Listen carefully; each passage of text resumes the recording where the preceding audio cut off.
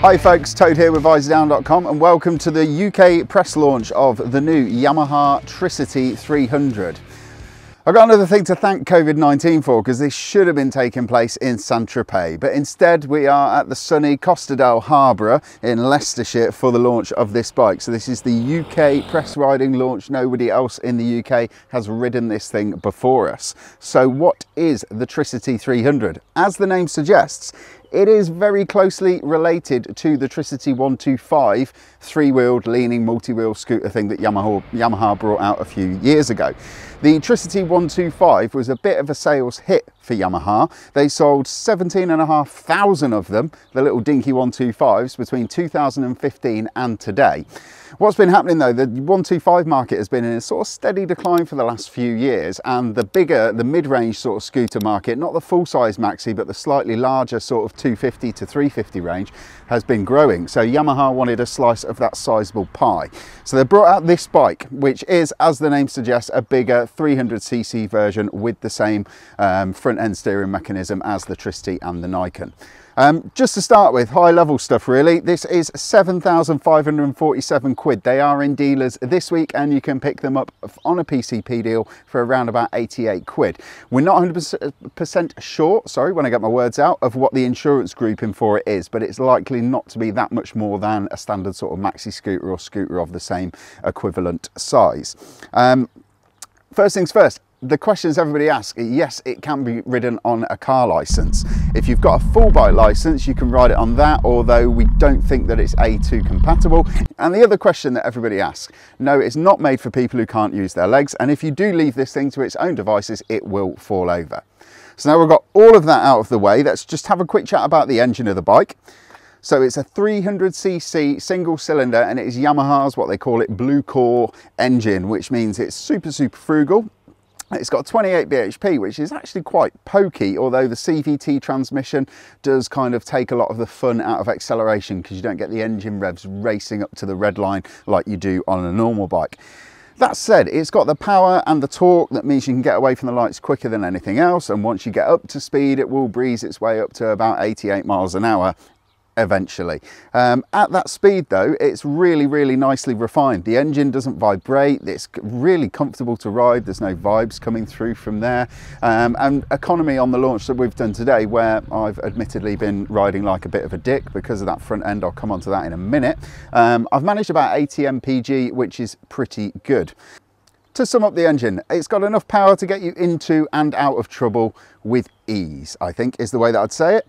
I mean, the big talking point about this bike really is the chassis, the front end, and also the way that it handles. So I'm going to talk you through it now. It's got something called the Ackerman steering geometry theory put into it, which helps both wheels to track through corners and allows them to stay true to each other as you're cornering the bike. You look at it and you think it's going to feel otherworldly, it's going to feel like a trike, and actually it really doesn't. It feels just like a bike when you tip it into a corner and when you lift it out of a corner as well. But there's something about that front end setup and having those two wheels instead of one that just gives you a superior feeling of confidence, and it's just super stable all of the time. The bike is 239 kgs, which a lot of people who ride sort of normal nakeds and stuff are going to say, well, that's an absolute shed load. And actually 240 kgs is quite a lot for a scooter. But I'm going to tell you two things. Yes, it doesn't feel that light when you're on the move. It does feel nimble and it does feel agile. And the other problem that people have with bigger, heavier bikes, especially when you're a short ass like myself, is manual handling and moving the thing around. But because this bike locks the bike in an upright position, something called the stand assist system, you don't have to worry about manual handling. You can literally lock the bike in the upright position and just push it back into a parking spot if you want. It's a very clever and intuitive system. So I'm just going to demonstrate what I was talking about with regards to the stand assist system. The system is currently engaged, and if you take off the parking brake, you can push the bike forwards and backwards with just one finger, and the steering still functions just like it would in a normal bike. Very clever. So while I'm talking about the handling of the bike, I've got to talk about the braking system, because one of the other benefits of having two front wheels is obviously you have double the braking power, and you also have a single disc at the back and a drum as well, which is for the hand operated parking brake. So there are 2 brake levers on each handlebar as you get with a normal scooter, and there is a foot operated rear brake as well. If you use either of the single brakes, i.e. the right hand handlebar and the foot brake, they kind of work, but they feel a bit dull and you don't get much bite through them. But you can slow the bike down quite smoothly, and there's enough there to do an emergency stop. If you use the left hand handlebar brake lever, it kind of throws every bit of braking power that the bike has got at the wheels, and this thing, I am 100% sure it will stop quicker than anything else on 2, 3 or 4 wheels. It is a test that Visordown wants to do, where we want to get something like an R1 and maybe a fast sports car, get them up to 70 miles an hour and then hammer the brakes, because I'm sure this would stop in half the time of any of the other vehicles that we could get on that test. So I mentioned a moment ago the stand assist system, and I just want to talk about it because I've ridden a few bikes that have got a similar system, namely the Vespa Piaggio MP3 is probably the one that people know the best. And what that system does is it totally locks up the front end of the bike, including the steering geometry and also the suspension. This system doesn't lock the suspension or the steering, it just locks the upper parallelogram of the actual front end of the bike that allows it to lean from side to side. So when you engage the system, the bike does rock a bit, but it's not the actual bike leaning on that system, it is the actual suspension struts of the bike moving around. It took a bit longer for me to get used to that movement than the MP3 that I rode a couple of years back, and it's absolutely fine. But what you have to do is have the confidence that when you pull away, you have got to just pin the throttle, otherwise you won't have the momentum to keep the bike upright and you'll get a bit of a wiggle on. But absolutely, after a day of riding this thing, it is second nature, and you could do 150, 200 miles on it without ever putting your feet down, apart from to stick some fuel in the thing. So what do we like about the Yamaha Tricity 300? I love the front end. I've ridden Nikens, I've ridden the Tricity 125, I've ridden the Vespa Piaggio, the Piaggio MP3, and this is probably the best front end of all 3. The Niken's great, but on this it just makes so much sense to have the 2 wheels on a scooter such as this. It literally feels like nothing else on the road. I also really like the comfort of it. Ergonomically, it's laid out beautifully. The frame effectively is the same as the X-Max T100 or T-Max 300, so that ergonomics and that sort of body geometry is all kind of carried over from there, which means you've got really, really high levels of comfort, a lovely contoured seat that's got just enough padding to not give you a numb bum. The other thing that I really like about this bike is the braking system. It is car-like in its efficiency and the way that it brings the bike to a stop if you use the killer brake lever on the left hand side there. It is very good indeed.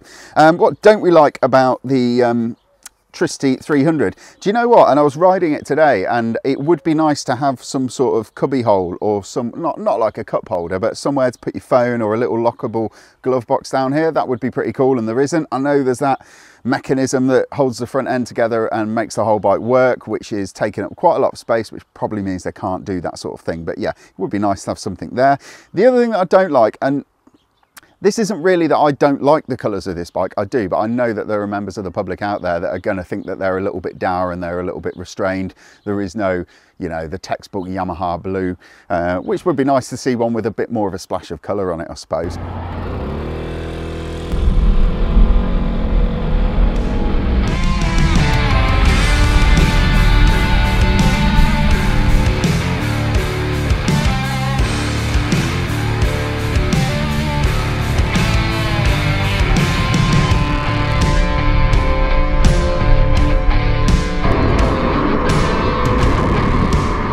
So on to the verdict. I think to sum it up really, people, a lot of motorcyclists who ride conventional motorcycles, they say that bikes like the Tricity and bikes like the Niken are answering a question that nobody asked.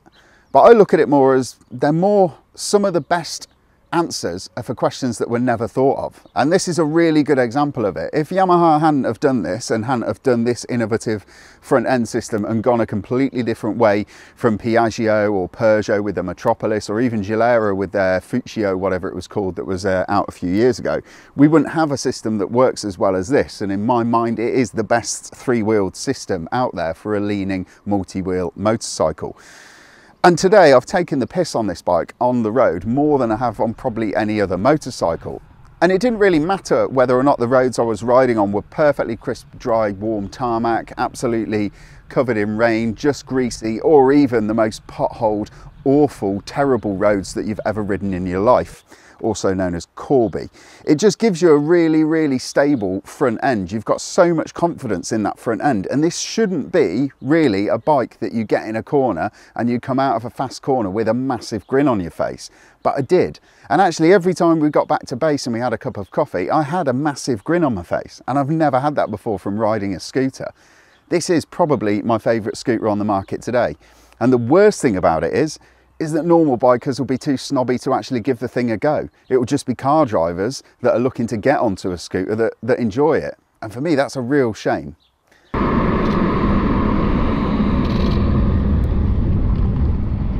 If you've liked this video, please don't forget to hit like and subscribe and hit the notification bell so you can stay up to date with all of Visordown's latest videos. For all the latest news, reviews and motorcycle features, please get over to Visordown.com. Cheers folks.